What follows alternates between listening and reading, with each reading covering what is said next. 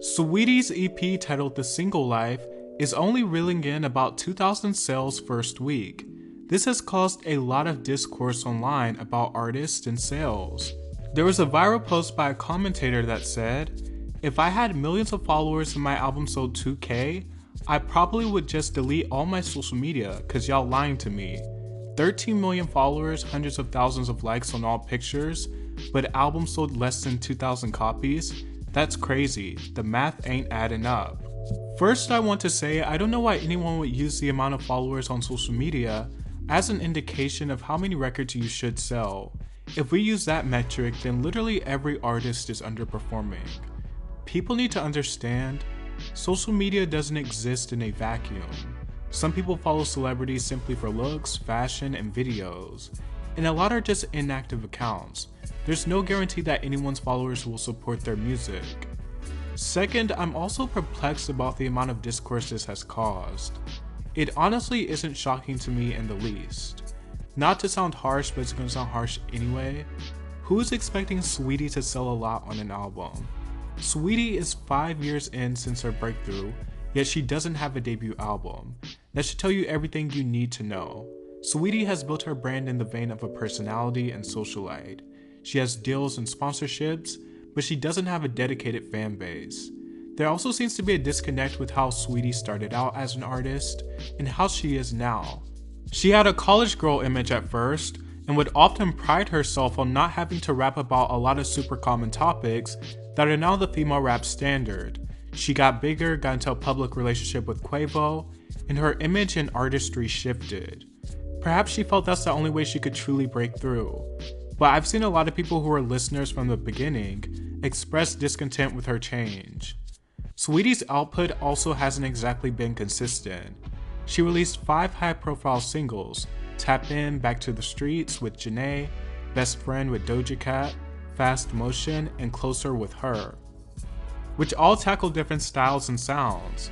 She hasn't really stuck to her niche, which would have been the smarter choice. Her debut album at one point featured Cardi B, Miley Cyrus, Lizzo, Justin Bieber, Chance the Rapper, and Kirk Franklin, according to reports.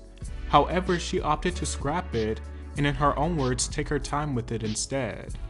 With the inclusion of her lackluster and awkward live performances, Saweetie's development and image have been all over the place.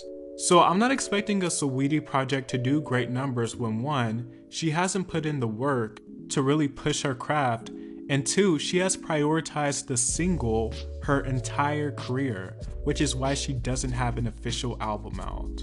I don't view Saweetie as an artist first when it comes to her branding.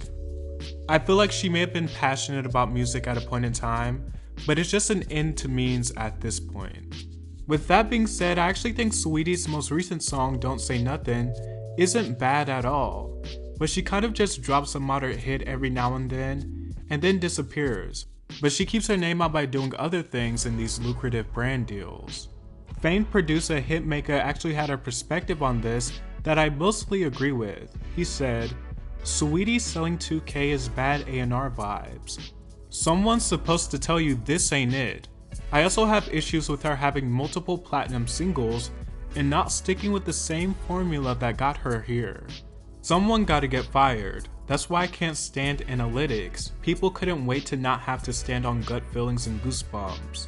If it's trending, you sign them, and it doesn't work, it takes away being accountable for what you signed. Now you can lean on, "Oh, the number said," man, F that. I encourage everyone in the office to really bet on who they sign. This is what I mean. If your artist doesn't win, are you prepared to lose with them? Like lose your job? If we all lived by these rules, the care would be through the roof, and a lot of fluff acts wouldn't be here. While I don't think analytics are a bad thing, I do agree that there should be more attention to detail when it comes to signing acts.